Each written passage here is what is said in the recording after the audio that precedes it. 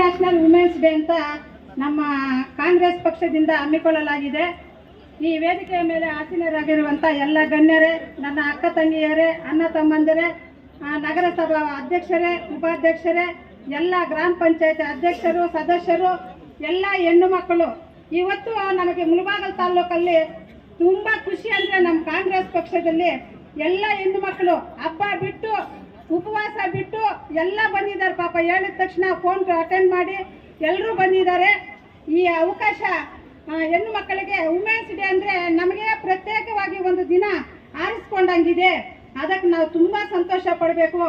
ಹೆಣ್ಣು ಮಕ್ಕಳಿಗೆ ಆದ್ಯತೆ ಅಂದರೆ ಇದೊಂದು ಹೊಸ ಉತ್ಸಾಹ, ಅದನ್ನು ನಾವು ಸದಾ ನೆನಪಲ್ಲಿ ಇಟ್ಕೋಬೇಕು. ನಮ್ಮ ಕಾಂಗ್ರೆಸ್ ಪಕ್ಷದ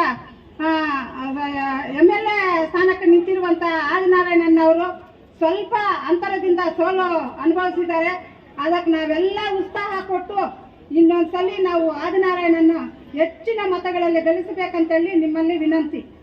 ನಮ್ಮ ಬ್ಲಾಕ್ ಅಧ್ಯಕ್ಷರಾದಂತಹ ನೀಲಕಂಠನವರು ಇವತ್ತು ಈ 3 ದಿನ ಅಂದ್ಕೊಂಡಿದ್ದು ಮಾಡಬೇಕಂತ ತುಂಬ ಕಷ್ಟಪಟ್ಟು ನಮ್ಮ ಗುಜನಹಳ್ಳಿ ಮಂಜಣ್ಣವರು ಎಲ್ಲರೂ ಕಷ್ಟಪಟ್ಟು ಎಲ್ಲ ಮಾಡಿದ್ದಾರೆ.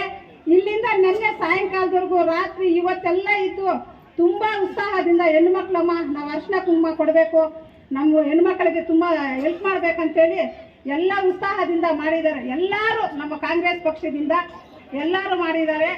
ನಾವು ಅದಕ್ಕೆ ಹೆಣ್ಣು ಮಕ್ಕಳು ತುಂಬ ಆಸಕ್ತಿಕರವಾಗಿ ಬೆಳಗ್ಗೆಯಿಂದ ಪಾಪ ಕೂತು ಉತ್ಸಾಹಕರವಾಗಿ ಇದ್ದೀರಾ. ನಮ್ಮ ಹೆಣ್ಣು ಮಕ್ಕಳು ಸಾಧನೆ ಮಾಡದೇ ಇರೋದು ಏನೂ ಇಲ್ಲ. ವಿಮಾನ ಓಡಿಸೋದ್ರಿಂದ ಇವಾಗ ಗ್ರಾಮ ಪಂಚಾಯತಿಯಲ್ಲಿ ಆಟೋಗಳು ಓಡಿಸೋದು ತನಕ ಅವ್ರಿಗೆ ಕೊಟ್ಟಿದ್ದಾರೆ. ನಮ್ಮ ಹೆಣ್ಣು ಮಕ್ಕಳು 50% ಎಲ್ಲರಿಗೂ ರಿಸರ್ವೇಶನ್ ಇರ್ಬೇಕಂತೇಳಿ ನಿಮ್ಮ ಎಲ್ಲರಲ್ಲೇ ಆಶಿಸ್ತಿದ್ದೇನೆ. ಜೈ ಹಿಂದ್, ಜೈ ಕರ್ನಾಟಕ ಮಾತೆ.